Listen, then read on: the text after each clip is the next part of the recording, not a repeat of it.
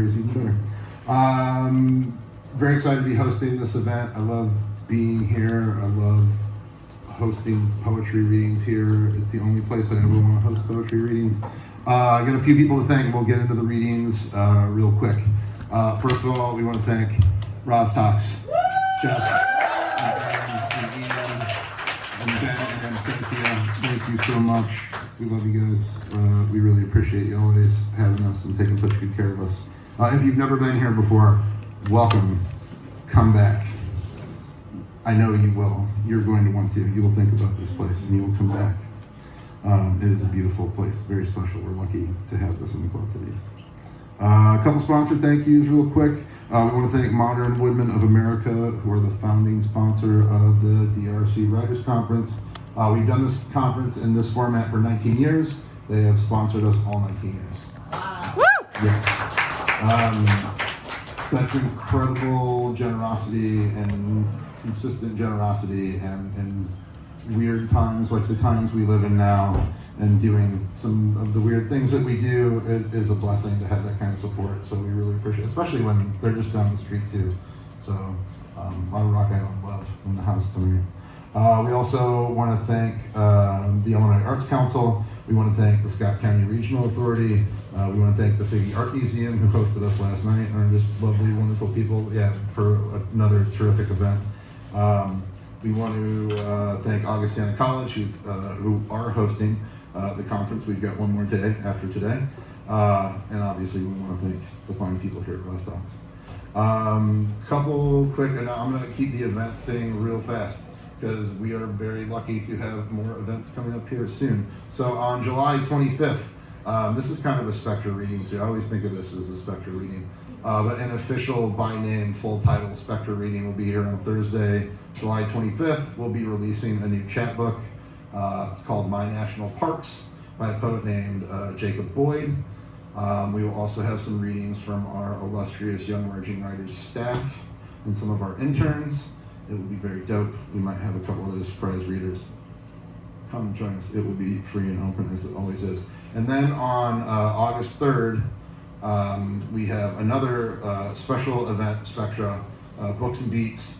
Marguerite L. Harold, who's a really amazing poet and who has a book coming out on Belt Publishing. Belt, who published Darius' most recent book. She wrote a book on Chicago house music, and she'll be coming here with the book before the book is even out, because she understands how cool this place is. So Marguerite will be here. She and I are going to read some poems. We'll probably talk some shit. It's going to get weird, and it'll be awesome. And then we've got a couple DJs. We've got a local DJ, and then we have another DJ whose name I can't remember, but he books the legendary Smart Bar in Chicago. And if you know about house music in Chicago, you know what I'm talking about. So it'll be very dope. You want to come back for those events. We'll have more on those later. So we're going to get right into the faculty readings, and then I'm going to hand things off to Sara, who's right now on the ones and twos with the stream or the recording and the thumbs. It's good to have thumbs, isn't it? Yeah. You can't always be sure people have them. Today's one of those days you might want to check. A lot of people maybe forgot their thumbs. That joke's for Bill Hicks. R.I.P. So we'll do the faculty reading, and then around about 8 o'clock, we will get into the participant open mic, and Sara will be hosting that. But since this is a Spectre reading, and since we stand on tradition in business sometimes, we usually open with a poem. So I'm going to read a poem, and then I will start introducing our amazing faculty members, and it will be a lot cooler than everything I've said so far. So, here we go. I've read this once before. It's called Air Traffic. Squint hard enough before the morning is full, and maybe see what squints back through the ravine and the sentinel trees, cold and ready to be not to be full of morning, ready to be tapped. After how many weeks of years can we tap out, say uncle, catch a highball glass before it falls and achieves brokenness, a more natural state of being? How exhausting to hold ourselves together when we brave the world each morning, and for what? We can't see who's watching, no matter the time of day, no matter the squinting. squat down for the air traffic, trying to hold together over neighborhoods and rivers and the trees, who catch all of our secrets and reassemble them into minerals underground. We cannot see this process, but know our secrets belong not entirely to us. Ears to the grass, we can hear what might be scratching, the dead busy in the earth, unconcerned about mourning or catching anything that falls. Let it all break and return to being full. We are mostly made of empty space and filled by days to the point of bursting. Fat trees refusing to be tapped. Our emptiness sapped of its sentinel power, drawn from outside of time's crystal set, drawn from the underground where the dead keep us as busy as electrons. Thanks. So, our first reader tonight is Chad Simpson, who is the author of Tell Everyone I Said Hi, which won the John Simmons Short Fiction Award and was published by the University of Iowa Press. His work has appeared in many print and online publications, including McSweeney's Quarterly, Esquire, American Short Fiction, No Tokens, The Sun, and New Stories from the Midwest. He's received scholarships from the Breadloaf Writers Conference and the Sewanee Writers Conference, as well as a fellowship from the Illinois Arts Council. He lives in Monmouth, Illinois, and is an associate professor at Knox College. Please welcome Chad Simpson.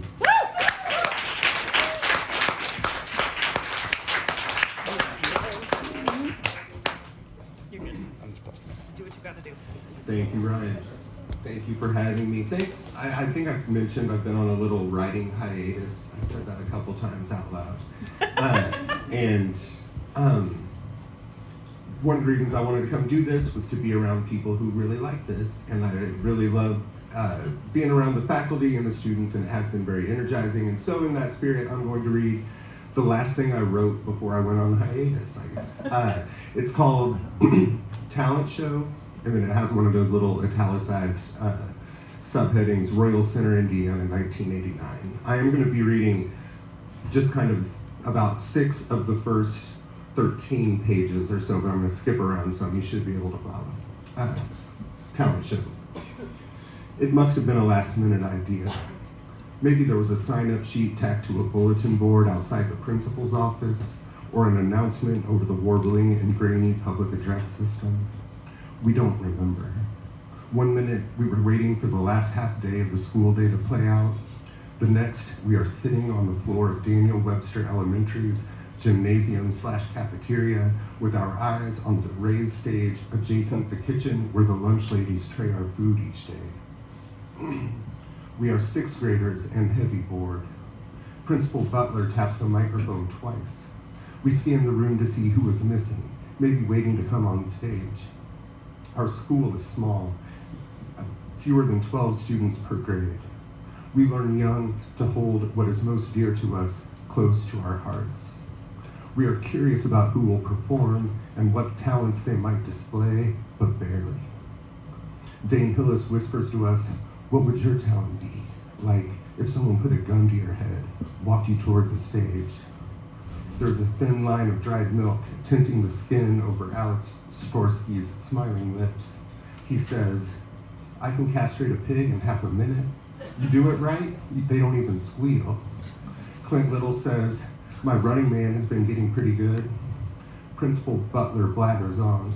He is long and thin, a beneficent praying mantis. Dane Hillis whispers to Claire Hoskins, "Hey Claire, what's your talent?" Claire rolls her eyes in a way that makes her look somehow prettier. We try not to stare. Dane Hillis flexes the fingers of his right hand as if it either pains him or wants to do harm. Principal Butler is wearing a white turtleneck beneath a purple sweatshirt emblazoned with the profile of a generic American Indian in headdress. We don't know who Daniel Webster was, or that the Miami and Potawatomi tribes once occupied the region we now call home, but we clap with mild enthusiasm when Principal Butler asks us to give a warm Webster warrior welcome to the first act. He throws a fist in the air before joining our teachers sitting in the bleachers. The stage lights come on, and two girls dressed like genies in pink muslin appear, their feet and midriffs bare. Our enthusiasm quickly subsides when we realize it's just Katie Flake and Rooney Marks. Katie and Rooney are town kids, smudged and unglamorous. Besides the homemade outfits, they are wearing long black wigs with bangs down to their eyes. Each of them holds a tambourine. We don't know it yet, but we will eventually learn that in Royal Center, Indiana, ideas about town and country are backward, stereotypical. If you live in the country, there's a good chance your family owns a house, maybe a little land. If your last name is Hillis or Hoskins, you probably own land and horses and get to swim 9 months out of the year in your very own heated in-ground pool. If you live in town, there's a good chance your family owns nothing. You shop for groceries at the lone gas station, and in your spare time, try to invent new games to play using broken glass. In Royal Center, it's the country kids whose parents pay for piano and taekwondo lessons. Katie and Rooney are pure town. Their exposed arms are bruised. Their wigs hang stringy and crooked. Already we are embarrassed for them. We can feel it in our teeth. Katie and Rooney cast their eyes toward, I mentioned to my class earlier this week that I should have gotten bifocals last year when they told me to get bifocals, but I was like, I don't want to make that adjustment and do that, and so I'm in this place where I can't see usually, and so, sorry, all right. We have Katie and Rooney on stage, and they cast their eyes toward the speaker that's been plugged in next to the trash can where we scrape our lunch trays, and Walk Like an Egyptian by the Bangles begins to play. Most of us are idiots when it comes to pop culture, but this song's been ubiquitous for years. Katie and Rooney shake their tambourines off beat, but they nail the lip syncing. We wonder how many hours they spent practicing. We wonder whether they made the costumes themselves and how much time that took, and where they acquired the money to pay for the fabric. So much wondering makes us sorrowful. Katie and Rooney do the arm thing, one held high, one down low, elbows bent and fingers stuck together and pointed in opposite directions while they walk off stage, and we can hardly bring ourselves to watch. We clap politely while staring at the ceiling rafters. Dane Hillis's family has had cable since we were in kindergarten. Some of us cannot begin to imagine the things he's seen and later described to us in minute detail.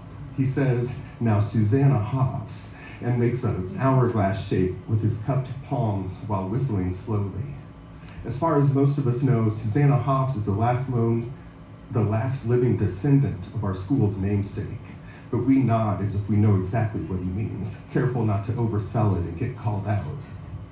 Sherman Glanville is dressed in a top hat and long black cape over a t-shirt exhibiting the cartoon visage of Jesus of Nazareth. Sherman Glanville has never had any secrets, and we reward him for his vulnerability.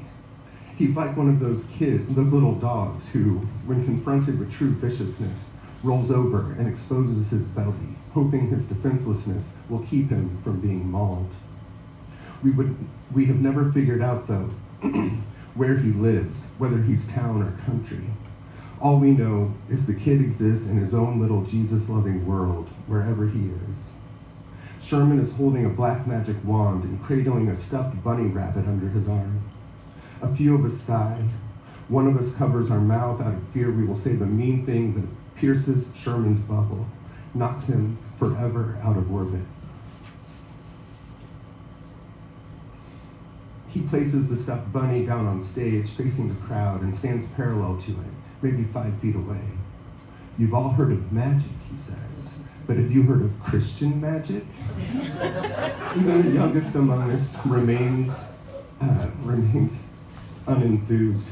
Sherman carries on. "Please allow me to demonstrate," he says, on my assistant, Mr. Floppy Ears.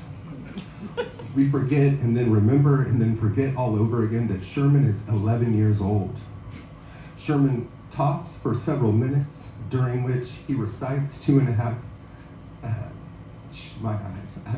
verses of scripture. When he's done, he waves his black wand in an arc through the air, and Mr. Floppy Ears has accepted the Lord Jesus Christ as his personal savior. The trick, Sherman tells us, is that the magic was inside Mr. Floppy Ears all along. One of us shouts, "I didn't know Sherman's last name was Houdini." Sherman bows, a single hand gripping the brim of his top hat to hold it in place, and we wonder just how vulnerable he is. We think maybe nothing could hurt him. Maybe he's built like Teflon, practically surfaceless. We imagine this would be a safe but ultimately lonely place to live, a cushion you never stop sinking into, a smiling void. Dane Hillis says, "Sherman stole my talent, the one I would have chosen, gun to my head. Kid's a fucking thief." All right, I'm skipping ahead a little. Claire Hoskins, whose name came up, she's kind of the golden child, and she does essentially her pageant routine, which is upsetting to them because the we narrator, because they see the normal version of Claire, and this is some shiny version that they don't recognize.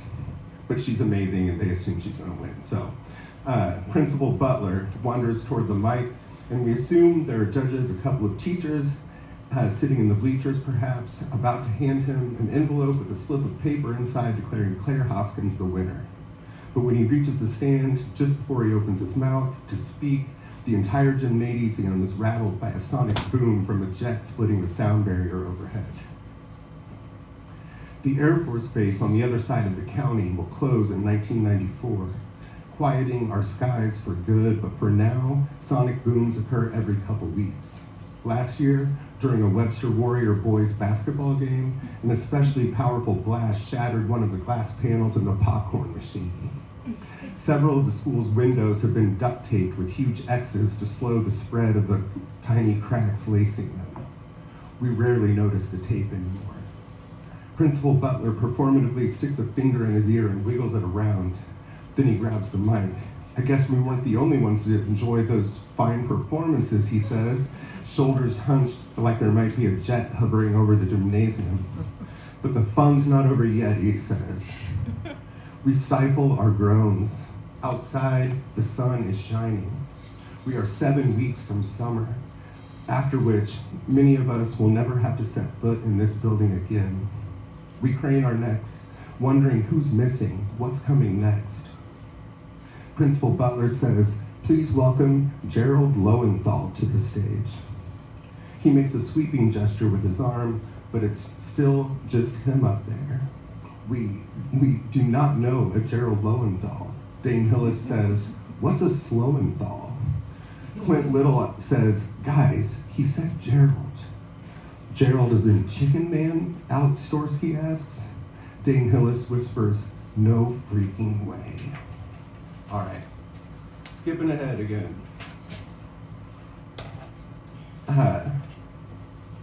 This is where Gerald's coming from. He kind of has been there and not been there. He got picked on, unlike poor Sherman. And now he got fed up and he swung around and hit poor Dane Hillis like softly on the neck, and Dane Hillis said bike racks. And so now they're at the bike racks. If that means anything to people anymore. So Dane Hillis had stood across from 2 or 3 other boys at this exact spot, but he looked different than usual. It could have been nerves. Gerald was mostly an unknown quantity. Maybe the kid had animal strength trapped inside that smelly skin. Maybe Dane was realizing that literally punching down could be a bad look. What might he stand to gain at the end of the day from humiliating a kid who lived his entire life in humiliation? We weren't sure. I'd like to think most of us were hoping that whatever happened, it happened quickly. Instead, Dane knocked Gerald to the grass and sat on the boy's chest, pinned his arms with his knees. The cafeteria dumpster was nearby, and animals had strewn the previous day's chicken bones across the ground. Dane nabbed what remained of a chicken leg and held it beneath Gerald's nose. He smeared grease from a flap of gristle against the boy's soft cheeks. Then he jabbed at Gerald's mouth with it. Gerald tried to turn his head to the side, tried to keep the bone from penetrating his lips and teeth, but to no avail. His gums and nose bled. Several minutes passed. Nobody came to break up the fight. We watched Dane feed Gerald the scraps of 8 or 9 bones before tossing them aside. Then he stood and nudged the boy with his foot, dubbed him Chicken Man. Gerald didn't show up for school the next day. We hadn't seen him since. And then there he was, as if reborn, in clean clothes with combed hair, about to perform in our school's talent show. The song he played, brilliantly, soulfully, I can still hear it sung in his voice, was called Deep, Dark, Truthful Mirror, which was performed by Elvis Costello and the Dirty Dozen Brass Band and written by Declan McManus, Elvin Costello's birth name. The song was released on the album Spike, roughly 2 months before Gerald sat down at the piano that afternoon in 1989, but not one of us in Royal Center, Indiana knew this. From the moment he began playing, we believed with everything we had, not only that Gerald Lowenthal had written the song, but that he had written it for us. There was a lyric about fiberglass tumbleweed, and another about a butterfly feeding on the hand of a dead monkey. Our heads reeled, listening. Some of us, even Dane Hillis, truth be told, were moved nearly to tears. Others grew inexplicably angry. Later, we would realize that we had never seen anything so beautiful up so close, and that's why it irritated and confused us, made us hurt. By the time the song ended, we were dazed. Only one person besides Principal Butler clapped, a new teacher at the school, sitting in the front row of the bleachers, her eyes shining. We didn't have the words to express that she was all of us, everything we were feeling. She glowed with it. We never saw Gerald Lowenthal in Royal Center again. Not at Daniel Webster Elementary, not in junior high or high school. For a few years, we passed the house where his mom supposedly lived, and we heard in our heads the song Gerald sang, and we remembered that afternoon, but it all faded with time until we could no longer tell whether we were remembering his actual performance and what we had felt during it, or just the memory of a memory of a memory. I woke up one morning during the summer before my junior year of high school and found that all of the love I used to hold in my heart for God was gone. Yeah, that boy wearing the cape and top hat, that was me, Shermy G, Christian magician. It's true, I endured a strange childhood. I still didn't know why I was never the one, out near the bike racks having chicken bones dragged across my face. Maybe it was because most of my teachers and classmates weren't sure I was fully there, but I was watching, taking everything in, my heart so full of love I thought it might burst. Looking back, I know what 11-year-old me looked like up on that stage with Mr. Floppy Ears, but what I felt inside me was real. I truly believed I could see God's love inside that stuffed rabbit. I thought I could feel it, hold it in my hands, display it for the entire school to see. I kept the loss of my faith to myself until I went away to college.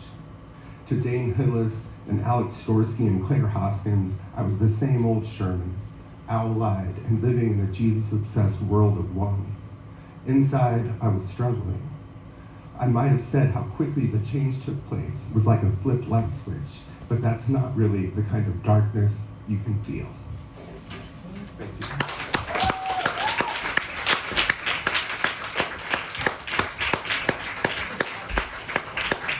Keep it going with that.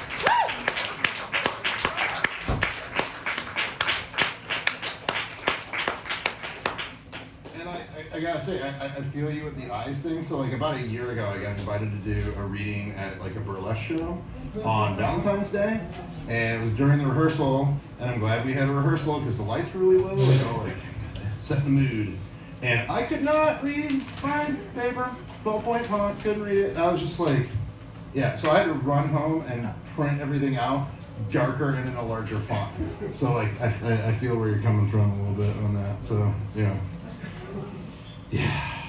Anyway, our next reader is Sara Lupita Olivares, who is the author of Migratory Sound, published by the University of Arkansas Press, which was selected as the winner of the Canto Mundo Poetry Prize, and the chapbook Field Things. Her poems have appeared or are forthcoming in the New York Times, Black Warrior Review, Salt Hill Journal, View, Colorado Review, and elsewhere. She has received support from the Vermont Studio Center.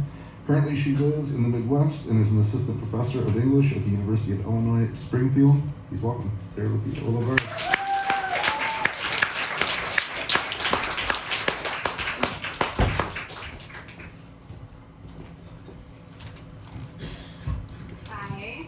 I hope my eyes are okay. But they might be, yeah, I might be having the things happening. So yeah, thank you all for coming. And I haven't been to this area, I keep saying that, and I'm really amazed by the Mississippi River. Because I think with the Midwest, I always think of like the Great Lakes. Just from Michigan, and so to me, I'm always, that's like the water source, and I always think of the Mississippi as like in the South, or so, I don't know, but then too, like there's Mark Twain, and has anyone read the book James that came out? Okay, it's like, Okay, yeah. Okay, so I'm gonna read out of Migratory Sound, and yeah, so this collection is definitely really based in the Midwest, and I lived a lot of different places, like kind of while I was working on it, and it was important for me, I think, to come back to Michigan and to kind of like explore my family's roots within the Midwest, and to look at like field work and factory work as well. Like my mom and dad were both factory workers, and then and I think that was something that was really formative, like in coming back and seeing all the smokestacks and kind of seeing how that just like shaped my view of the world. And also when I had come back to Michigan, I had just had my daughter, and so I was she was 2, but like so I was kind of thinking about like generational patterns and things, and thinking about like, okay, I'm bringing my daughter to this place, and what does that mean? And like, what am I giving her, and like, what do I want to reverse, and all those sorts of things. So,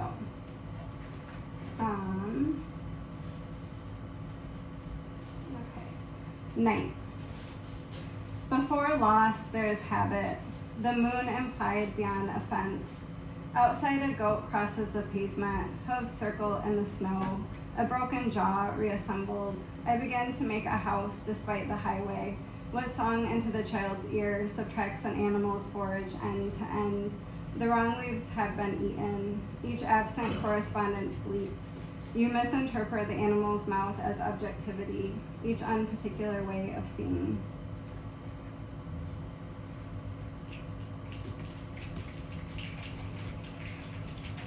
Of small spaces.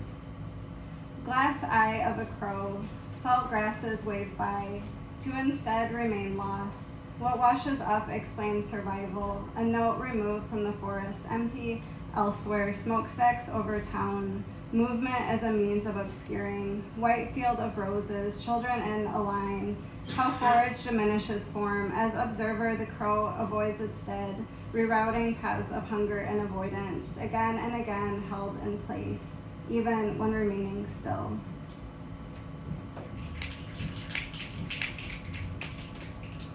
Migratory sound. It may have been a bone stuck in the throat, a painting of a meadow. Dead animals on the road begin to change. The way color dims you from a place. Language practiced without a train. To think abstractly of one's body, tracing north to south and back again.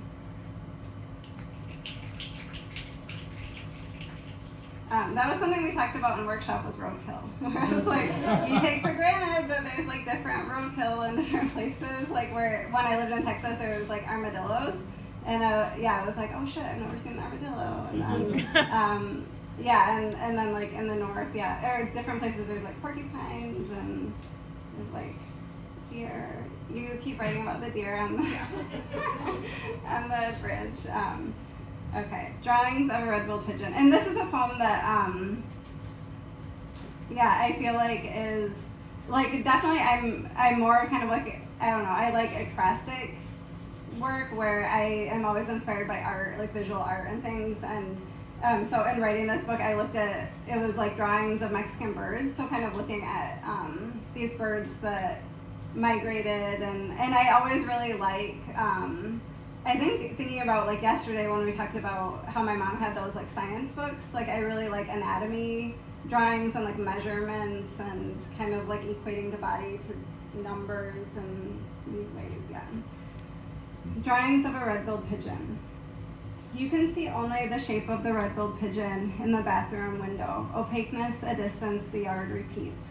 The moon sinks, its persistence a syllable swelling through the day. A child draws worry as a river, its stones neatly pressed to one side. When we take a photograph of the landscape, we find ghosts of trees and ways dimming around themselves to create indentations of other selves. I come home and empty out someone else's drawers. The blurriness of trees deepens, so the periphery remains pointed as if to highlight, interiority being a complicated resolve. The red-billed pigeon halfway hatched from its egg, its shell a root taken from a landscape and turned upside down. Our own want left to unplace its things within idled forms. You can hear us singing still before opening, the self quietly separated from its own sound.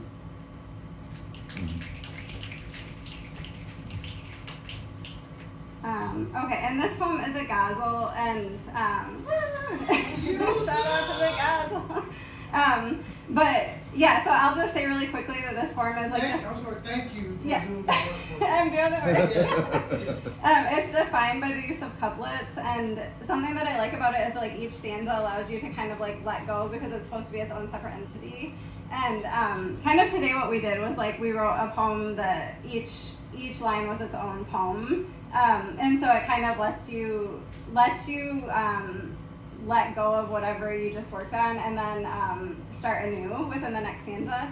And then you say your name too at the end, and and you repeat a word like each couplet.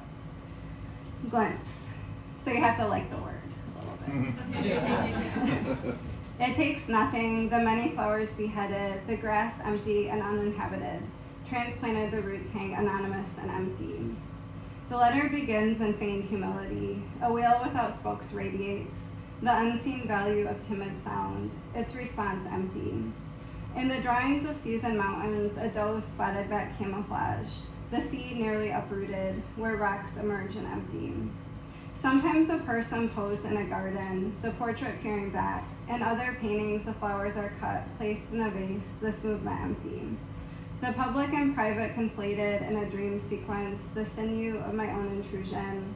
We find the map, name scribbled, following empty. There is a complete list, and I wonder what occurs when order disappears, out of forgetfulness or in being diminished by wear, intention then empty. Surrender or lack of will, and nature becomes unnoticeable in its disorder. A perfectly intact bird dead under the dogwood, its shadow cast empty. When bending the neck to drink from the river, when tilting the head back or forward to sleep, the invisible navigation embedded followed empty. It is not a mistake when the rustling quiets and then stops. The animal remains hidden. Lupita meaning little wolf, one's own habitat empty.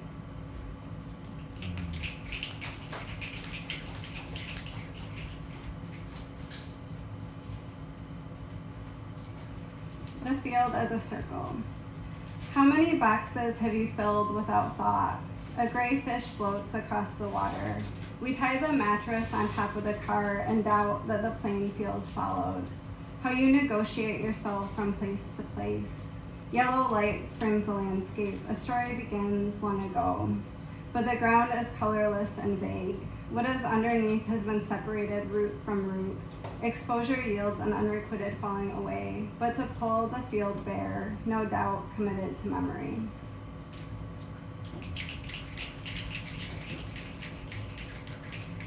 Moment to moment. The appearance of a dark stain on the ceiling is a symbol that makes its perceiver become a symbol. Its presence colors out where violet weeds grow near an underpass. I watch my daughter by the road with a different sense of violence.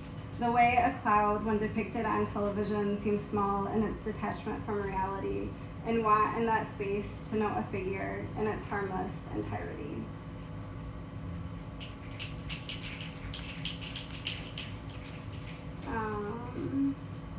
Okay. Yeah, we were talking yesterday about medieval writers, and this poem has like a quote from Christine de Pizan, who was like the first. I was talking about how I like medieval women writers because they're like very brutal. Like they'll torture themselves. Yay, torture. So she was like kind of the first like professional writer, like creative writer, but is kind of like overlooked in certain ways. So, manifest. The dull brown eyes of an ox looking back, looking back, looking back, looking back. Although my intellect in its simplicity and ignorance did not recognize the great defects in myself and in others, it must nonetheless be so. To assume rational authority, I out in the dirt scraping her name. The theme of movement carries on throughout Bonnard's paintings, fixated on steadiness and repetition. A nude woman near the bath, scrubbing or drying, hurtling or recessing, caught in pattern for eternity.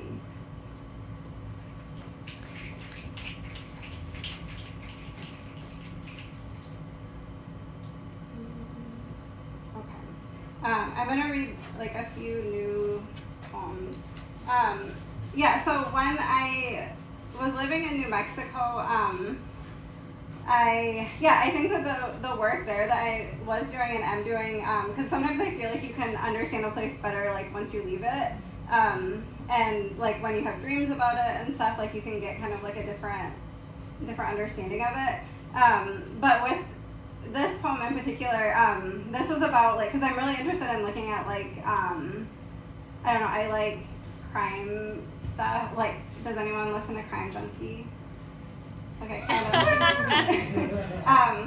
So I really do like, I don't know how I got into listening to these things, but so in New Mexico, there's a place where there were like all these like murdered women that were found, and my dad had visited me in New Mexico, and like I knew I was moving, and I was like, I want to go see this place, and so we drove out there and we looked at it, and it was really interesting because it was like they had created like all these little like things for each person. Like I had a picture of them and like some of their things, and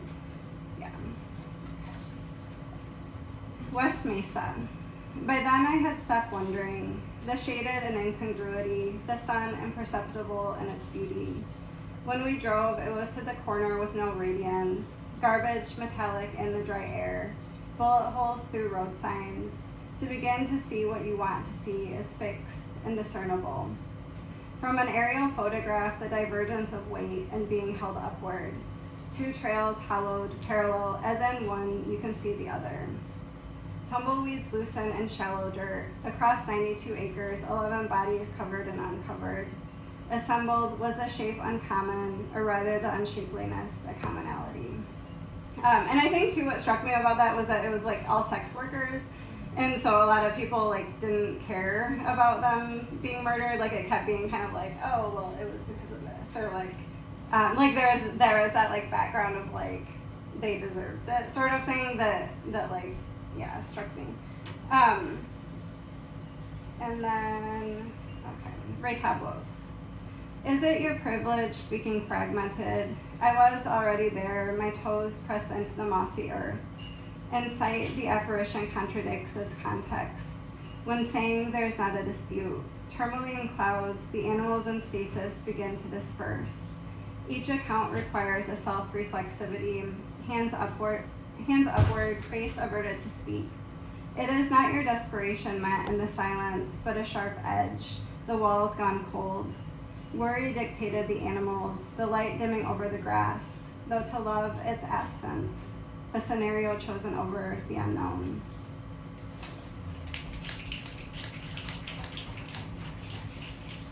Moonscapes. Out here it pays well, like cattle and trucks, nameless, unmarked. An arch emerald opening where night comes through. What thought reflects returns to scale. Does this too pour back? The creatures return, precise in their hiddenness. What did you come for? Overlooked, a white splinter, the gaps of seeing purposeful. 5 birches, their shadows various. This part of yourself, less an issue of noticing or unnoticing. A luminosity blotted, untraceable.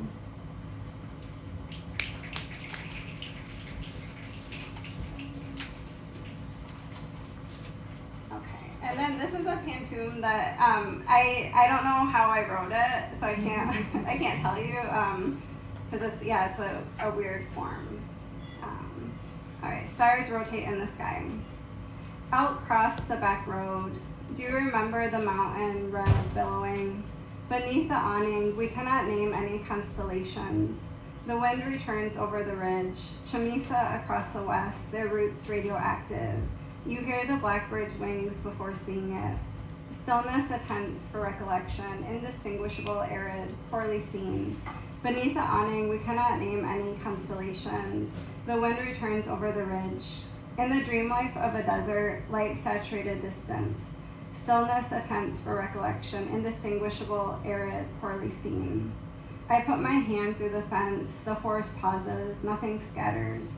In the dream life of a desert, light-saturated distance, across the salt white depth I imagine a turning away, this mirroring which complicates. I put my hand through the fence, clouded water, the horse pauses, nothing scatters. To make it spoken, nothing cuts across, I see little where the rough torrent stays. Across the salt white depth I imagine a turning, mirroring which complicates. Out across the back road. Do you remember the mountain red billowing? To make it spoken, nothing cuts across. I see little where the rough torrent stays. Chamisa across the west, their roots radioactive. You hear the blackbird's wings before seeing it.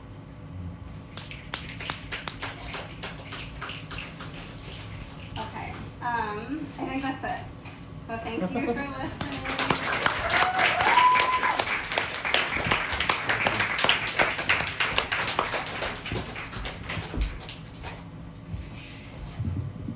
Give it up one more time for Sara.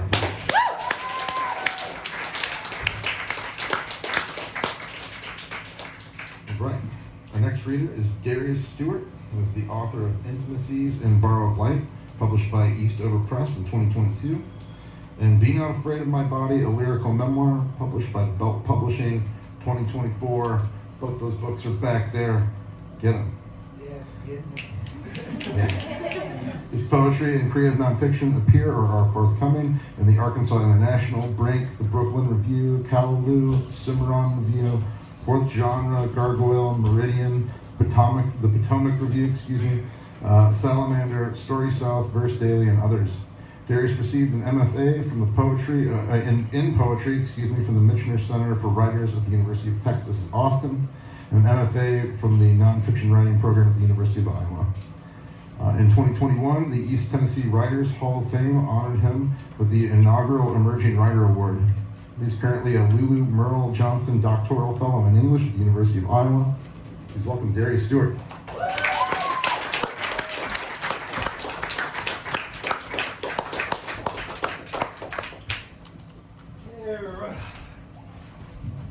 Am I like the shortest one?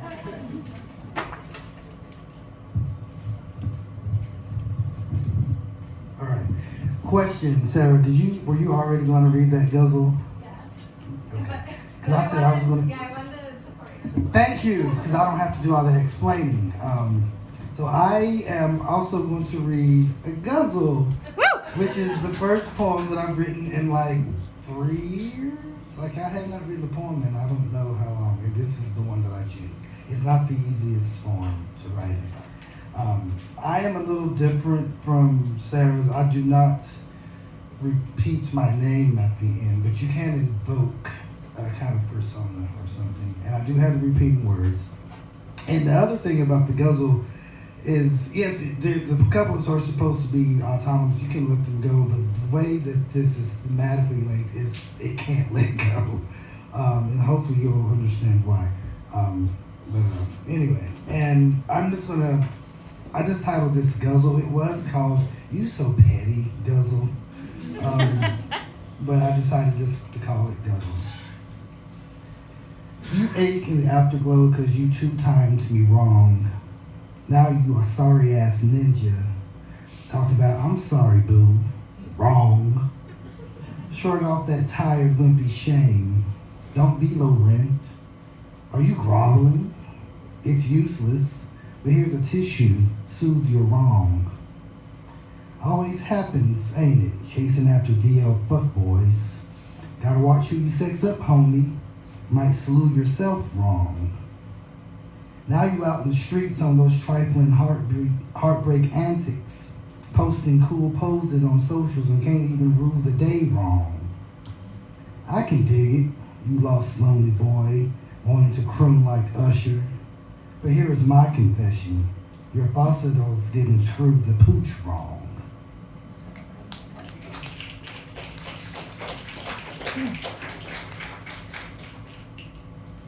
Oh yeah, I figured I would read some poems just so that this wouldn't be the only one and Sara wouldn't be the only person reading poetry. So you mentioned ekphrastic. So I have an ekphrastic poem I'll read. Is anyone familiar with Rene Magritte, the surrealist painter? Yeah. So he has a series of paintings called The Lover, and it's the paintings are ostensibly a man and a woman in like some kind of intimate pose, but their faces or heads are shrouded, and it's just weird. So so my workshop we've been talking about speculation. So an ekphrastic poem is a poem about something else, about art. Usually, but it can be about something else. But it's a form of projection, So you can think about, for my workshop folks and for those who aren't in the workshop, like how speculative techniques can come in various forms. So this is called after Rene Magritte's The Lovers. She knows how important it is to inspect cantaloupes for her husband, who prepares them softer than the produce manager allows. So she stores them in the pantry for several days until the fruit gives way to her gentle squeeze. And after that, and that's what love is. She thinks on those evenings when she sits in his company beside a fire as he reads his newspaper, a tumbler of J&B clenched in his fists, and she, a glass of cherry wine sitting cross-legged, questioning everything the shadows hide from her. Dark circles around her eyes, gray wisps of hair tangled in black.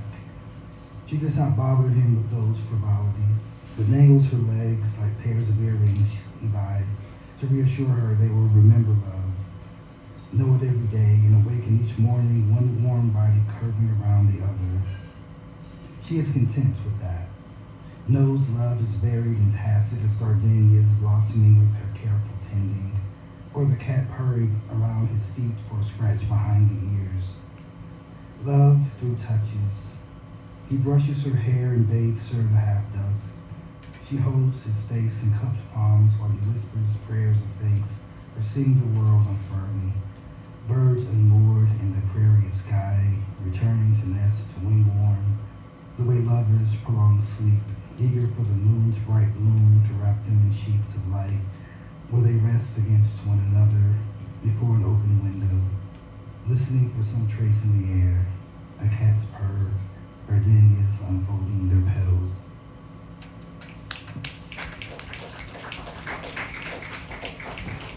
I'll read one more, and this is from Intimacies in Borrowed Light, my poetry book.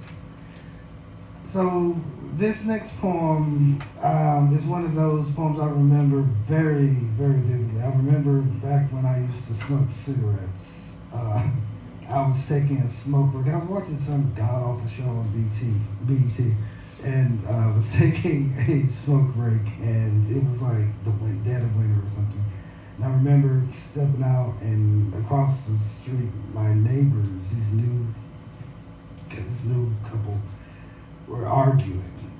And it was just so fascinating to me that as soon as I got back in the house, I don't think I finished the cigarette. I just had to start writing. So this is like one of those poems that happen where you just have to get it out. Now, granted, it didn't come out like this, but eventually it became this, and it's called Leitmotif. Across the way, the neighbors again argue the virtues of fidelity and discretion. I've come out into the cold, dark winter, the white elephant smoking a cigarette, leaning against the porch rail, intruding upon their privacy. Such impertinence, I feel like a child disobedient. Without coat or toboggan, a cup of hot water to warm their hands, one talks, the other pretends to see a crack in the sky. Each voice pitches louder, a constant campaign of half-truthing, fictioning, then their voices lowing, their heads craning my direction, toward the smoke, the spire lifted in my hand, the dying torch, and me shrinking back as if from a scolding hand. Against my lips, a snifter of cognac might betray how clearly I'm a saboteur of their feuding. A box of Harry London chocolates poised for sampling is a veiled attempt at metaphoring I'm a sweetheart who enjoys a good show, half Nelson as if by a Mahler symphony. But even Mahler isn't so bullying. The way the air is now a deeper purple, night beaten to a plum as they each refuse to see inside the heart of the matter, which is almost like tossing salt over one's shoulder to reserve some semblance of luck. I'd like to tell them that, if only to conform to the ideas of wisdom coming from the mouths of babes, because I do have something to say. Though often I admit when I do say on the pummeled air between my neighbors that bars are from tracing a finger along the crease of his shirt sleeve, or him from blurting out the biggest shock of all, that he's fallen out of love and can't continue on this way. And then I have to admit, sometimes words fail. That more and more words are instruments of futility, like trying to conceive that pennies fall from heaven. Over in one post for beds apart, the other spends the night restless on the couch, because they each possess a godlike wrath, a stubbornness that keeps a deer stationary in the wake of oncoming traffic. My neighbors can't hear themselves out to hear the imminent crash. They find a sort of peace from knowing one will walk away with blood on their hands. That's how they know that one day will tell their children how they left the other in a downward spiral, not able to pick their battered body up off the ground. And this, they will say, is how to prove resilience. Or worse, that they are not one to be trifled with. If you were here, you would know all that I say is true, because you too have tried to settle in for the night, but are called back again and again by voices across the way rising like the resurrection. It becomes news to you the way senseless tragedies encourage pillow talk or campfire stories, gossip at the water cooler while the boss is in the boardroom. You hear this news the same way you hear a turkey buzzard lifting up heavily from a tree branch with the leaves hitting the roof of the car below like drum taps.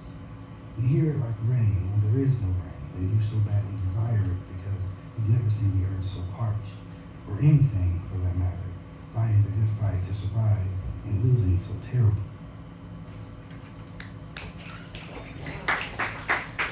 Now here's an essay about this same situation. It's called Homecoming. After 5 days detoxing in the hospital, it was so wonderful to be back home in the old neighborhood again. This is from a different perspective.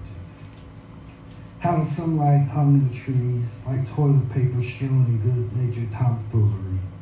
How the streets were paved with speed bumps now, tall as hurdles, cast away trash in the sewers, thigh-high grass yellowing in the yards, especially the house on the corner, its basement so flooded you could see inside the gaping hole on its side, the mortar crumbling like sand seeping through someone's fingers. Oh, what a glorious day to come home. And I was 5 days sober.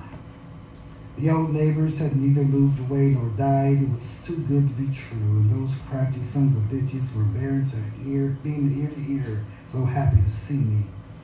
I'd have to remember to keep the curtains parted lest they have trouble peeping in my bedroom window to glimpse what new beau I'd be bringing home, just like in the old days.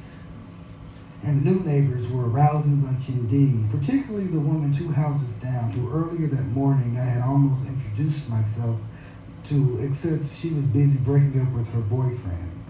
He had dreadlocks that roped to his shoulders, which probably tickled your nose when you leaned in close to him, smelling perhaps of sandalwood, and his dark skin glowed as if he generously applied cocoa butter all over his body every single day. And why again was she breaking up with him? Surely not because he wore a wife beater long enough to stretch over his ass, his pants ill-fitted to contain everything. How resourceful and what a sense of fashion that man, leaning against a black Mazda where a door was rusted through, and the tailpipe and the fender and the roof almost entirely rusted through. The rims on that car, of course, were all silvery opalescent and gave unappreciated meaning to prioritization. But her, oh, she was too good to be true. A voice like a drag queen's cursing. I could almost imagine her tripping over a power cord and the "goddamn you" she was sure to spit out, bemoaning the day its creator was ever born. She had what we called womanosity. When he told her, "You kicked me out, remember?" she responded, "You got that right, motherfucker." Snap! Oh, why did I ever leave? I forgot we're family-centric here. A little girl, who I presume was her daughter, barely tall enough to reach the porch rail, stood just as I did, looking back and forth between them, learning multiple contexts for 4-letter words. She sucked her thumb, tugging her earlobe as if to open the ear canal a little wider to receive this new vocabulary. I could imagine her one day on a Saturday morning watching SpongeBob SquarePants in the living room, laid out on the floor with a bowl of cereal in one hand and a spoon in the other, becoming fluent in how to say with perfect conviction, "Bitch, I want a Krabby Patty." By now, the couple had attracted a crowd, the streets lined with every resident. Even the neighbors 2 blocks away ran over, envious of how skillfully we could attract the police so early in the morning. That's when I lost interest and returned inside. This was not the type of behavior I should be so engrossed in. Only last night had started AA again, and what a gorgeous night it was, with the supermoon a wonderful distraction from the otherwise pale faces, made paler in the moonlight of the recovering. We all watched it through the window of a church's multi-purpose room, sipping coffee, Diet Coke, anything caffeinated really, to keep the superhighways inside our bodies busy with traffic. Sitting in folding chairs, we engaged in the usual protocols, introduced ourselves, belabored points of honesty. We were addicts, all of us, grieving our ill wills, our lost battles, our messy beds damp from night sweats. Someone was always speaking, but all eyes were awash in the glow of the moon. A woman grabbed my arm as if in having a sudden flashback to headlights of an oncoming car and no time to steer out of its way. A man nodded into his empty styrofoam cup, tearing the rim to a jagged half-moon edge, saying yes, so quietly, his lip quivering. It seemed almost too apparent it was too soon to discuss what all had happened in his life. No one had remarked how lucky we were, though, for the moon tonight, how its soft light was a gentle kiss upon the eyelids. No one gave themselves over to this higher power, nor to be pulled into its slow dance so that you scarcely knew you were moving, like falling unwittingly in love with a man with dreadlocks who smelled of sandalwood, whose hair roped to his shoulders and tickled your nose when you leaned in close to him. So close. Oh, to be happy for once without the constant threat of memory. I wanted to share with them how I once fucked a man while a police car's spotlight shone through the car's rearview window. We were in the parking lot of a prestigious Southern university. How it was thrilling to be straddling him in the front seat while the light of the afterlife engulfed us. Yes, some might have died of embarrassment or the fear of jail, but not us. I wanted to share how we kept going despite the officer approaching with his flashlight sweeping across the fogged window. How he peered in so dangerously close it might as well have been a threesome when we rolled the window down, revealing our sweat, our breathless heaving chests, our funky interloping bodies. How he stared at us and placed a hand on his nightstick, and this was no euphemism. He gave us a pass, told us simply to move on, that we were trespassing. I wanted the room to laugh at how young, how obscene we were, to insinuate either the officer was kind or perhaps aroused, that perhaps he even drove home with one hand on the wheel, the other on the cruiser's rigid gear shift, thinking of all the things he could do to himself. I wanted the blue moon faces screaming, yes, yes, yes, to be the straw that broke the miserable camel's back, the straw incinerated like a meth lab poorly attended to. I wanted them to wink, to nod as strangers do when they mean to say, thanks, I needed that. The way anonymous sex used to be such a gift. That night, the lunar light was a marvel we should have all been equally beholden to. Perhaps encouraged to fall in love again, gazing out the window, bent almost to falling from our chairs, internally combusting from such gratuitous beauty. And this man with his styrofoam cup would no longer be ruined by his silence and say, to hell with it. And then go around the circle kissing every woman he'd ever fantasized spending an evening with, tangled in a blanket on the football field of his old high school, imagining himself a teenager scoring his first leg like the rest of the popular kids beneath the black silk sheet of night, while the brightest, unblinking eye watched. Thank you.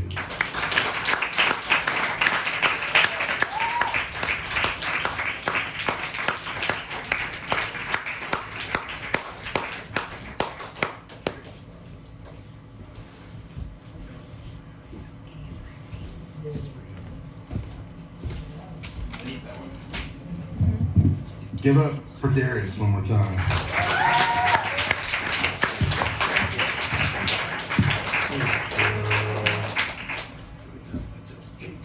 Okay, our final reader for the faculty reading portion of the evening is Rebecca McKanna, who was born and raised in Iowa. Her debut novel, Don't Forget the Girl, was published by Sourcebooks Landmark in June 2023. Happy first birthday to your book. Woo! Whenever the exact game was, too close. You gotta be close. Her short stories have been anthologized in the Best American Mystery Stories 2019 and recognized as distinguished in the Best American Short Stories 2019.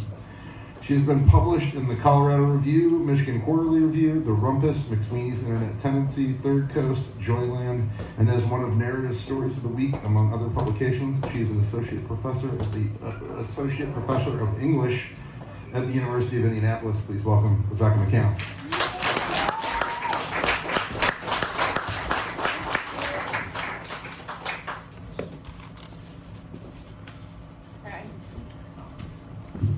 Bringing emergency water because my mouth gets like unbelievably dry, so hopefully we won't need it, but it's down here.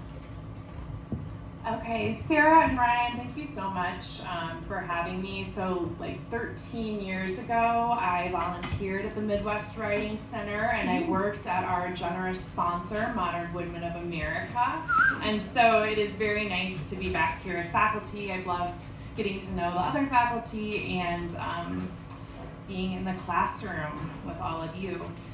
So I'm going to read two excerpts from Don't Forget the Girl. I don't think there's really a lot you need to know except our prospective character is Chelsea, who is an Episcopal priest, and her friend Abby was murdered years ago when she was in college, and they are now kind of dealing with a true crime media circus because the suspected killer is about to be executed.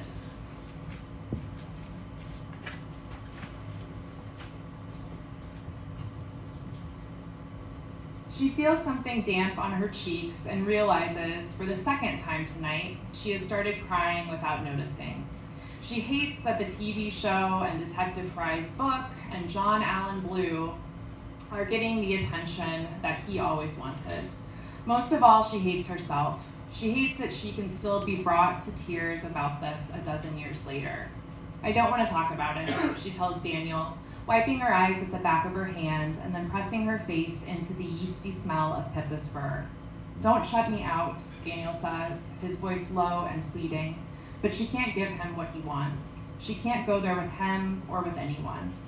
He takes a breath as if he's going to say something more, but then he lapses into silence. She's grateful. This is why she married him. He doesn't push.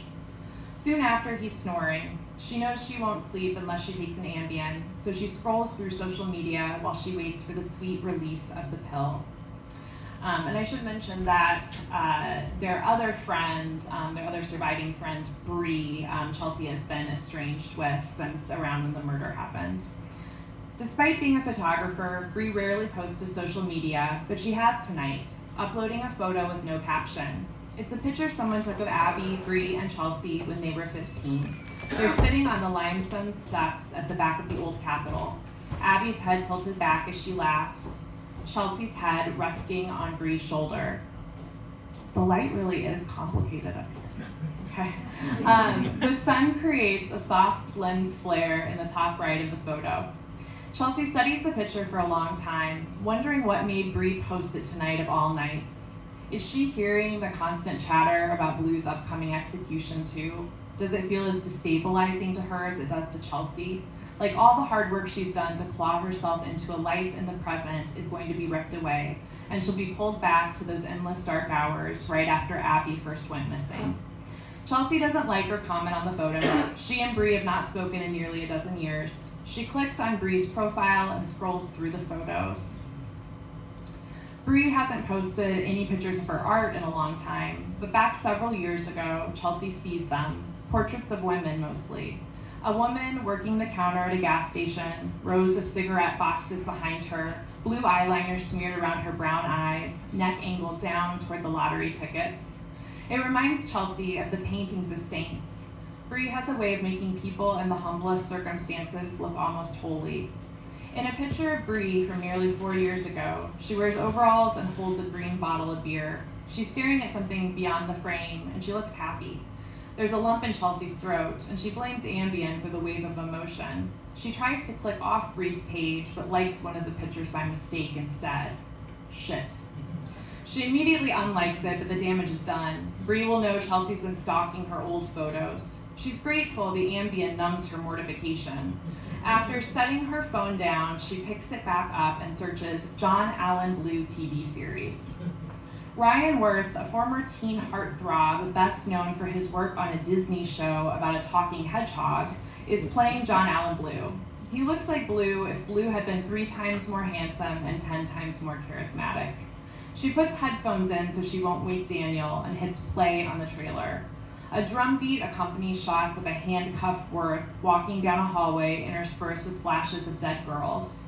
Young women face down on unmade beds, blood blossoming from their heads, the naked flesh of their backs bruised and battered, femurs and tibia clustered in wooded areas, with skulls smiling up from beds of pine needles. It goes so fast, Chelsea isn't sure if any of them are supposed to be Abby, or if once again she has been ignored. The drum beat stops, the screen goes black. "I'm just a normal guy," Ryan Worth says. It's what the real John Allen Blue said at trial. She can't watch anymore, but she isn't done tormenting herself. So she types Abby's name into the search engine. Autocomplete helpfully suggests Abby Hartman disappearance. Did John Allen Blue murder Abby Hartman? Did they find Abby Hartman's body? The image results are mostly her missing person photo, which was also her senior yearbook picture. Abby's round face and tanned, even skin. Hazel eyes that look green if she wore certain colors. Skinny eyebrows she overplucked while standing in her underwear and a tank top, leaning over their dorm room mirror. White teeth with a right canine that stuck out a little too far. Hair she dyed a coppery color, although she got mad if anyone called it red. "It's auburn," she'd say, rolling her eyes. In the picture, she's wearing a black strapless dress. Chelsea borrowed it once on a choir trip to New York City. She remembers how it felt against her skin. The little sections of dark glitter could rub your arms raw if you weren't careful. The photographer had Abby pose with her chin resting on her hand. Under the collection of photos, Google says, People also ask, when will Blue be executed? When was John Allen Blue's sorority house murder? Who was Abby Hartman? I am going to do the water drink in between these excerpts.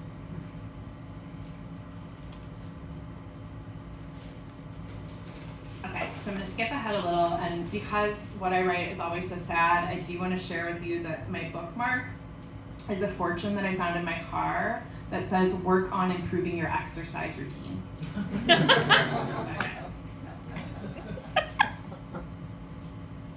When they moved in the rundown Victorian they're trying to renovate, Chelsea hung pictures of Mary everywhere. Little wooden Greek icons on the windowsills, Mary wearing rich, jewel-toned cloaks, her sober face holding the infant Jesus. Chelsea always felt she could go to Mary even if God or Jesus felt too distant, too divine, or honestly too male. Despite her connection to Mary, though, it's Daniel who understands how to care for things, how to nurture. It's Daniel who walks around with a small red watering can to tend to each of the plants, mixing eggshells and coffee grounds to fertilize the soil. It's Daniel who cooks their meals with such care and bakes the bread Chelsea's church uses for communion. It's Daniel who strips thick layers of white chipping paint off antique wood doors. He's the one who makes sure Pippa's water dish is fresh. He's the one who repaired and refinished the stairs, taking something broken and making it new and sturdy. While Chelsea sits at her desk in the corner of the living room, it's Daniel who putters around the kitchen making lentil soup as freezing rain hits the window panes. In moments like this, it's impossible for Chelsea to picture being without him. The sky outside is dark, and she has an inbox full of parishioners' complaints and needs, and it's hard for her to imagine how bleak she might feel if she were all alone without his comforting presence. When he kisses her goodbye to go to the carpentry shop for the rest of the afternoon, she feels a pang of guilt for not telling him about the podcast. She tells herself that once she knows if it's even a possibility, she'll talk to him about it. When they first met, while Chelsea was in seminary, she was drawn to how safe Daniel felt. At their wedding, one of his vows was something like, "I'll tend to your heart," and he always has. He's patient, and she is never worried about him hurting her. She knew from the moment Daniel first kissed her, he would never cheat on her, would never make her doubt herself, never make her worry. In her inbox, an email appears from an older male parishioner. "Some thoughts about your recent sermon," the subject line says. Chelsea will save that one until she's taken a Klonopin. Her phone vibrates on her desk, a New York City number appearing on the screen. As she stands and answers, her heart beats fast. Rachel Morgan sounds different than she does on the podcast. Her voice isn't as gentle, and she talks faster. Rachel asks about the weather in Iowa. They make polite small talk before Rachel clears her throat. "I was interested in the articles I found about you visiting John Allen Blue." Chelsea pictures her studying the article on Jezebel. Chelsea's teeth photoshopped as white as her priest collar. She still remembers the opening line. When Chelsea Navarro went to death row to visit the man she believed murdered her best friend, it wasn't to rage at him, it was to pray with him. Despite what the article said, Chelsea hadn't gone to pray with him or to forgive him. But afterward, when the reporter asked her why she wanted to pray with him, she hadn't corrected her. The actual experience had been such a letdown, and her real reason for going had been pitiful. She saw how the story of a young priest sitting across from the man who hurt her friend and praying with him could help people. "Radical forgiveness," the headlines read. There were interviews. A literary agent emailed to ask if Chelsea had thought about writing a memoir. And finally, a feature article in Christianity Today. She met a lot of influential people in the church because of that article. She received invitations to retreats and conferences to speak about forgiveness. And one of the organizers at one of the conferences was on the search committee for the position Chelsea currently holds. What does it say that so much of her current life is thanks to a lie? Is that why the warm crystalline connection she's always had with God feels so blocked and cold lately? That was a long time ago, Chelsea tells Rachel. A few years. There's silence for a moment. "Can I be honest with you, Chelsea?" "Sure." "I'm considering John Allen Blue for the 3rd season, but I worry he's become a little overexposed." Overexposed. Like Blue is a young Hollywood starlet who shows potential but has bad management. She's seen this happen with other crimes. Suddenly it's in the zeitgeist. Suddenly it's everywhere. Detective Fry and his goddamn book kicking it off, that stupid TV show trailer following, Blue's upcoming execution feeding the fire. If I were to do a season about Blue, I'd want to find stories people haven't heard, Rachel says. So what haven't I heard? What was your friend's story? Why would my show's listeners be interested? It's odd conceptualizing how to pitch Abby's short life. What makes someone's life captivating enough for attention? Maybe sensing her inability to answer, Rachel rephrases. Who was she to you? I loved her, she broke my fucking heart, he killed her, and she's haunted me ever since, Chelsea wants to say. But she doesn't, she can't. Instead, some platitudes come out of her mouth about friendship, and by the time she finishes talking, she's almost as bored as Rachel clearly is. I'll think about it, Rachel says, but it's obvious from her tone the answer is no. After she sets her phone down, Chelsea stares at a large painting of Mary she bought at Goodwill and hung to hide some of the living room wall's cracked plaster. Mary's pale hand touches her chest, the immaculate heart rimmed in fire, her veil matching the blue of her eyes. More than anything, Chelsea wants Abby to remember to something more than just a name in an article about John Allen Blue. But she doesn't know how to wrestle with the story of her relationship with Abby. Every time it's a mindfuck. Every time she can't figure out if the things she omits obscure a truth or highlight it. When Chelsea was 20, she tried therapy. He was a student in the university's psychology PhD program. For the first 2 sessions, they talked about her drinking and drug use, which had steadily increased in the weeks and months after Abby's disappearance. During the 3rd session, after he asked when her drug use started, she told him about Abby. At first, she told him what she told everyone. Abby was her best friend, and it was indescribable to lose someone like that so abruptly. She explained that sometimes, even 2 years later, it was hard to believe Abby was actually gone. She had been so vibrant, so distinct. It felt impossible that she could really be absent from this earth. Sometimes late at night, she talked to her, asking, "Can you hear me?" What she was really asking was, where do people go when they die? Where did you go?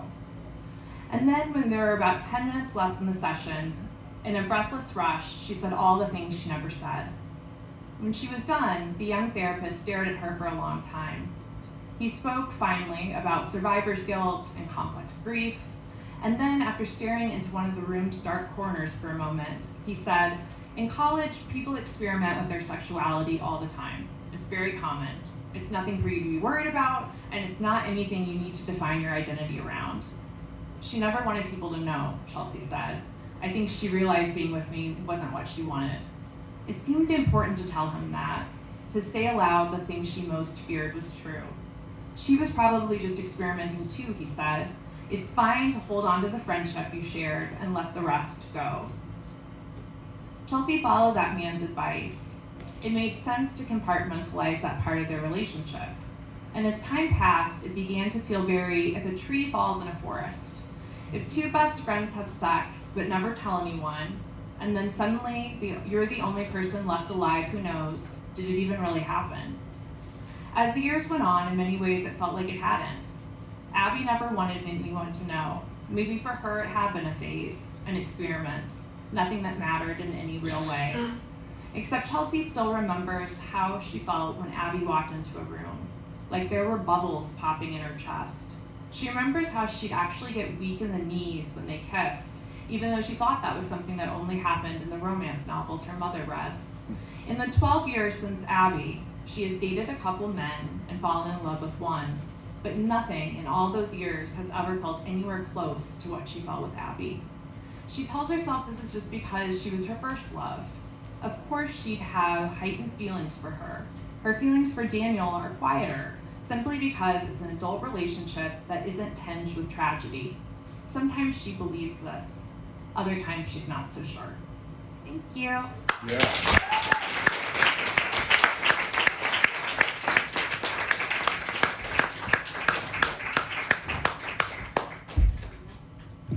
Keep it going for Rebecca. Keep it going for Darius. Sitting around for Shithead. Thank you so much.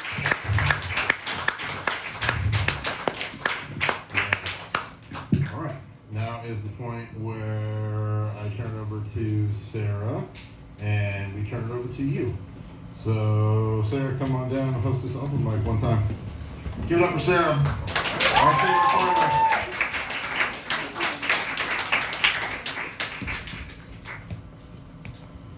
I promise I'm shorter, Darius. Hi, thank you guys so much for coming. Thank you, Ryan, for saying all of the correct thank yous to all of the correct people. Thank you for being a wonderful host.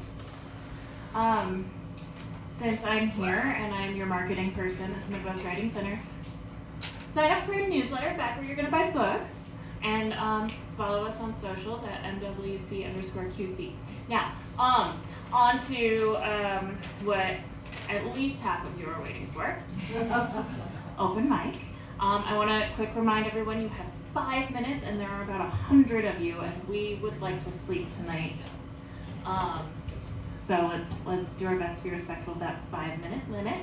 We're going to start with Sophia Best.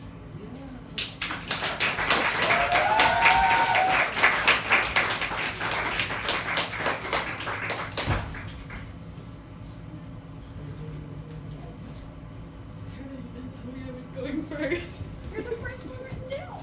I didn't do that. Oh, my bad. Hello, I'm Sophia. Whoa. Yeah. My first piece is titled A Week in Andersonville.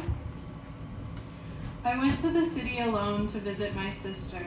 I mailed you a card filled with poetry and sweet words. I sent you pictures of my body posed on bathroom tiles and in dirty mirrors, afraid you'd forget I love you.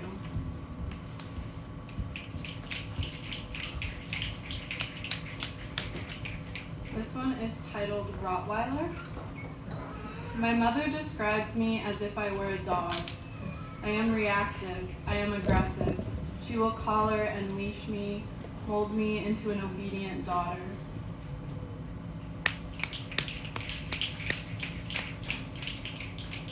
This one is Away at School.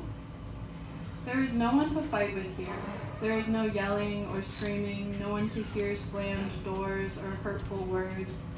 So instead, I will watch movies with blood and guts that make me want to be blood and guts. And when I have finished feeding my anger its dinner, I will climb down from my lofted bed and crawl to the black mini fridge and eat frozen peanut butter with a plastic spoon. True story. And this one is my last piece, and it's titled 4006. I have been spending my nights at his house. I sit on the pink carpet in his office and read using the light of his computer monitors. We sleep on a bed with 4 pillows and my teddy bear. Each night I ask him to hold me, to touch me softly with rough hands, a reminder that I am beautiful. In the morning, I brush and braid his hair. I tell him he looks good, and he says I looked the same yesterday. My point still stands. Thank you.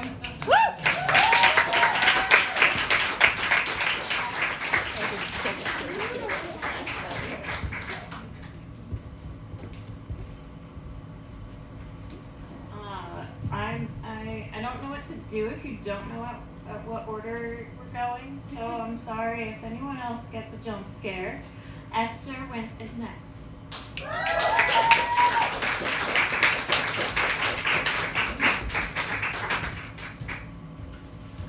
a long walk. It is.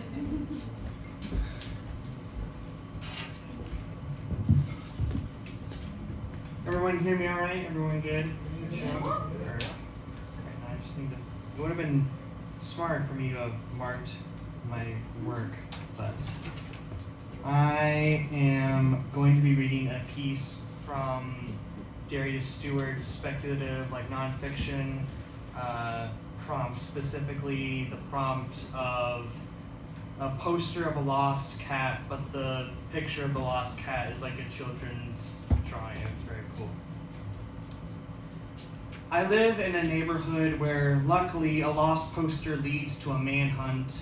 An obsession of finding something that is so ingrained in this place, it doesn't even need to be a child. Families pool together to find animals, for in this community they are family too. There's no sense of misunderstanding in my neighborhood's sense of community. This is self-evident in the ripples that are left by the deaths of children. It's always cars, too, or dirt bikes, or ATVs, and yet my community thinks the best solution is an added third lane. I suppose I can't say for sure. Maybe all those poor boys needed was an additional lane on the left to swerve into as headlights draw closer and blend with heaven lights. I think on cars in a frankly grim sentiment, if only to offer the possibility that this cat has been run over. Maybe the term lost cat is to imply a cat who has been lost to this world too soon. Perhaps this poster is a memorial, an attempt to memorialize a creature integral to the family identity. I'd say the job is done wonderfully. I can see through the picture the cat's ears were always perked up with excitement on a head, perfectly round enough. If you cupped one hand into an O shape, the cat would slip in perfectly like Pringles into a can. The roundness of the cat's frame implies it was probably a biggin or an absolute chonker of a cat, as people on the internet might say. I believe the family also called this family member of theirs chonky, not in a degrading sense, but out of love. The tail is long and slender and seems as if it was perfect for wrapping along the legs of its owner in comfort. This cat seems to have even been drawn with a poop chute, as it were, implying a healthiness that shows if this is indeed lost to this earth, it was not out of old age or sickness. No, I fear the worst because the cat's feet are little stubs, no more than, say, 2 lines, and it is not the cat's fault our cars have been designed to crush creatures that don't know any better or are unable to get out of the way. If you think perhaps I am reading too much into a children's drawing of an animal for a poster pinned into an oak tree, need I remind you of the ties that bind, which are the familial? Do you not trust a young child to perfectly draw their cat, their family member, as they remember them, even if their hands are crude and unable to capture majesty? Of course, this cat does not need to have presumptuously died. It is wrong of me to have, say, presumptuously murdered this cat companion, and maybe that's my problem. I found animals despise my being, and they aren't wrong to do so. I struggle as seeing them greater than animals. I struggle with the family angle of these creatures. I've gotten a dog recently, and I think the worst crime I've committed against her is that I could not draw her with the same attention of detail that the owner of this cat has so lovingly put with each pen stroke.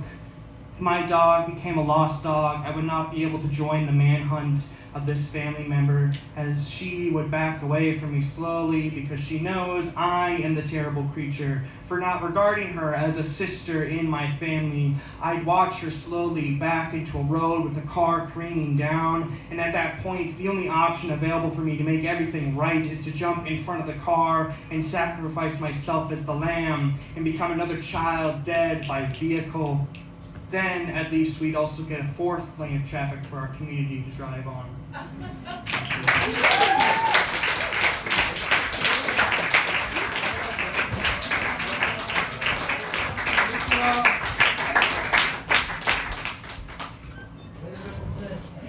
I quit. Our next reader is Phoebe Fuller.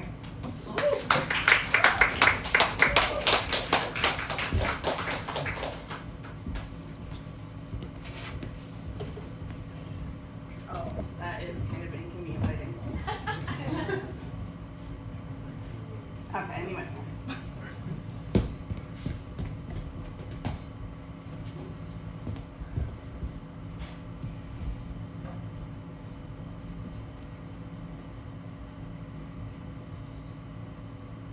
Okay. Does anyone know who Rudy Francisco is? Everyone. Yeah, I was hoping so. That's really great. Because if I could write a love poem, I would write To the Girl Who Works at Starbucks by Rudy Francisco. Rudy Francisco already wrote To the Girl Who Works at Starbucks, so instead, if I could write a love poem, I would use a wooden pencil, a number 2 Ticonderoga, or I guess I would use a keyboard to type the word Ticonderoga, because I want you to think I'm sophisticated. I want you to think, damn, this bitch can pronounce Ticonderoga. Even though I don't know know how the fuck to pronounce Ticonderoga. I don't even know how to spell it. I had to Google pencil that starts with a T.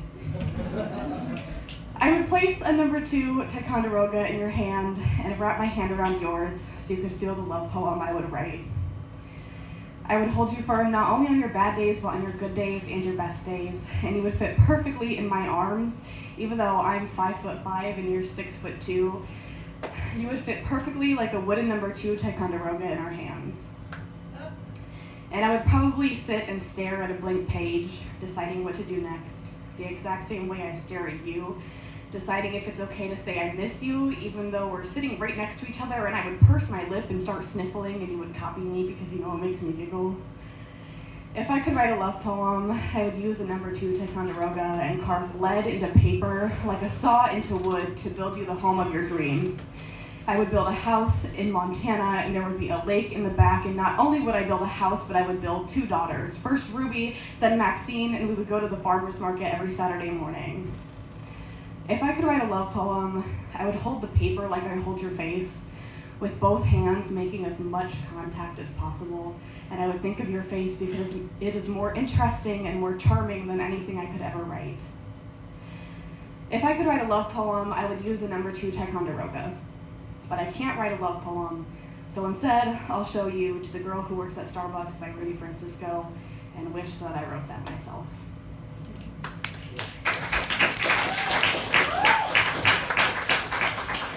That was called Definitely Not a Love Poem.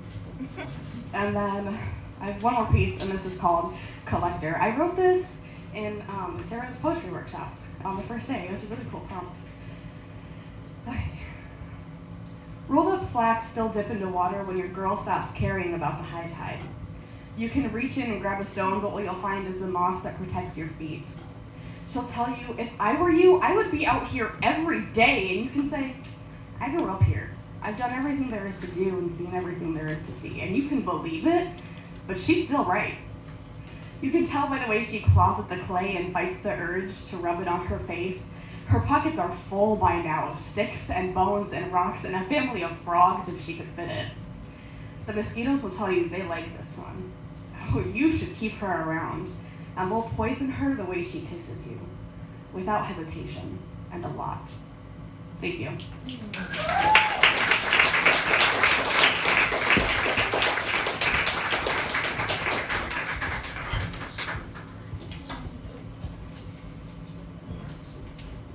Thanks, Phoebe. Our next reader is Tom McKay.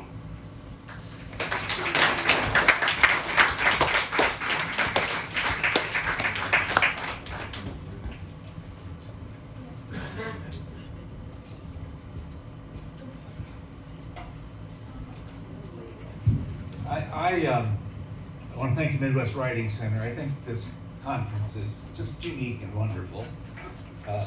So I read at the open mic almost every year, and I try to keep it short so you don't have to pay too much attention to me. So I read out of a little book of flash fiction I have called Junk to Think About, and the other day I thought, thinking about junk, maybe I've read everything really short that's in there. So I guess I'm gonna write something, so I did. And I need your help. This is a story called Snow. And the form is something that one of our instructors, I hate to tell you this to the instructors back there, we just have to learn this the hard way. I don't remember everything you tell us. And so one of the instructors wanted us to do a form which was the first word of the story is also the last word of the story. And the last word of every sentence is also the first word of the next sentence. And she had a name for that, but I don't know what it is. Anybody knows what the name is, tell me later, so I'll know what I've just written. But, and Chad, when you need bifocals, just take the glasses off and hold it close enough you can read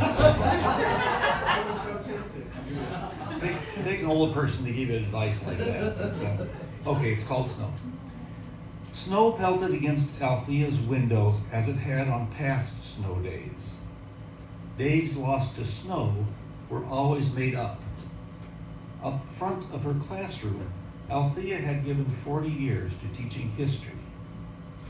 History opened its pages during her career to find room for more people. People in power now pushed to cover up her history, like the ground outside her window, covered with a blanket of white snow. Thank you.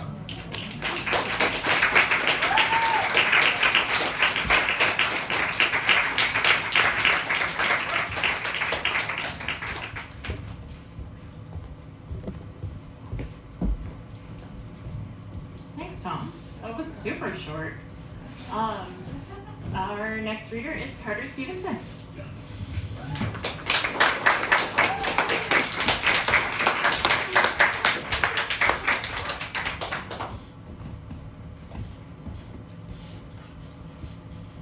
Hi, I'm Carter. I already knew that. I'm not on my phone, I'm just pulling up the thing. It's a short horror story, so it's a little bit longer than I hoped, so if I go over, feel free to throw tomatoes at me and stuff. Alright. It's called Home Sweet Home by me. I swung the door open with a clang, the frame resisting the heavy bag being slammed against it. The wind tore through the gaping wound, rushing into the living room, bringing the rain with it. The large custom duffel bag scraped against the floor with a disturbing loud screech before coming to a rest beside the sofa like a dead serpent. I made my way back to the still open door to frantically look outside. As I did, the door desperately fought against me amidst the typhoon. They couldn't have possibly followed me through this. With a barely audible sigh, I pushed the door shut and slammed the deadbolt home. The idea of it soothes me slightly, but my heart still thunders.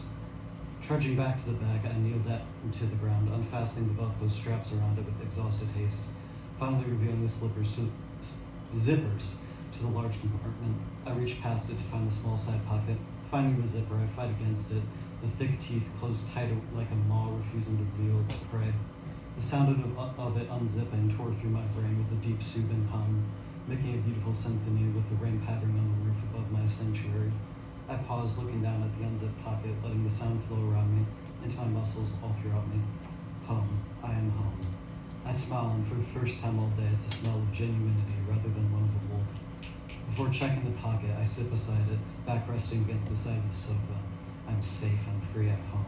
The twinge of unease arises, but I toss it aside. I repeat my mantra in my head, suddenly finding myself shouting it to myself. With a chuckle, I shake my head, smile growing to be toothy and full. I better get back to it, I think. The music won't make itself. Kneeling, I begun unpacking through my items, the bare essentials. The notepad and pen, I'll hold on to that.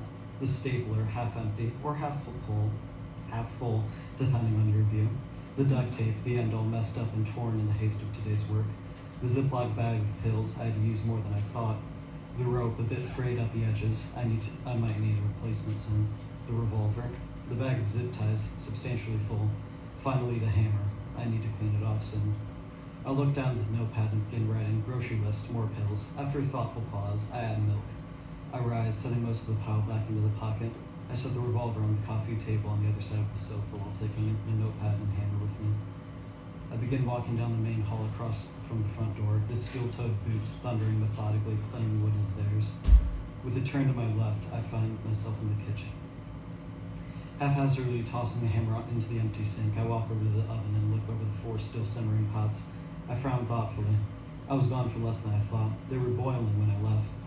I guess I had just gotten more efficient. The rotisserie chickens were all thoroughly defrosted by now, and seemed to be slightly cooked around the edges. The center was certainly raw, but that didn't matter. The ones in the back burner were boiling though. I guess I got ahead of myself and forgot to turn that one off all the way. Rookie. I opened the drawer and began fishing to find the tongs, absent-mindedly humming a futile attempt at the music. It didn't work, but it certainly filled the silence. Finding the tongs, I turned to the island before me, grabbing a plastic bag before returning to the oven.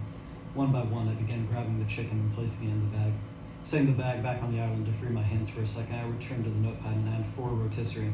After a thoughtful pause, I crossed it out and added 2 more. After all, tomorrow was our anniversary. Walking back towards the hallway, I stopped by the doorway of the restroom. I set the bag down, listening to the rumbling within. It's a sound that speaks to your every sense, a deep vibration that wraps through you, sending every hair on edge. Something deeply primal in every cell of your body, screaming, "This is not right." I've grown to crave the feeling. I open the door, walking in proudly with the chicken in the bag. The exchange is speechless. No rumbling, no music, but she's pleased. Making my way back towards the kitchen, I set the empty bag upon the island and approached the sink, grabbing the hammer. The handle had started to discolor from use, but that wouldn't affect its performance. The crack at the base of the head, however, could be a problem. I frowned. I should bring a spare tomorrow. With a shrug, I began washing the hammer, the water running red, then pink, then clear, clean.